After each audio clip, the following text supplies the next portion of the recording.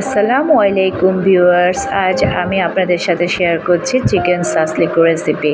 Chicken shashlik recipe তৈরি করার জন্য এখানে নিয়েছি মুরগির মাংস, ছোট ছোট পিসেস করে নিয়েছি ক্যাপসিকাম, নিয়েছি টমেটো, তারপরে নিয়েছি পেঁয়াজ।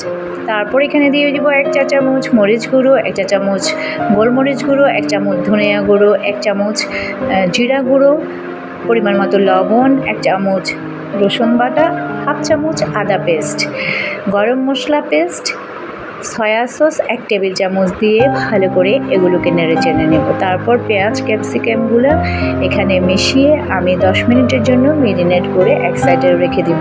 আপনারা চাইলে এটাকে বেশিক্ষণও রাখতে পারেন, ঘন্টাখানেক। তারপর সাসলিক কাঠিতে আমি এবার এগুলো প্রথমে চিকেন, টমেটো, ক্যাপসিকাম, পেঁয়াজ, আবার চিকেন, ক্যাপসিকাম, পেঁয়াজ এগুলো আমি এভাবে কাঠিতে গেঁথে নেব। গেঁথে এভাবে সবগুলো আমি দিয়ে দেব।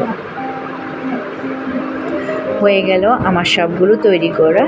এখন আমি চুলায় হাঁড়ি বসিয়ে এর মধ্যে আমি চিকেন সাসলিকগুলোকে ভেজে নেব।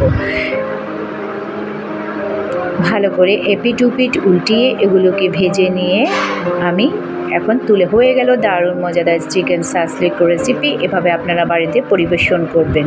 আল্লাহ হাফেজ।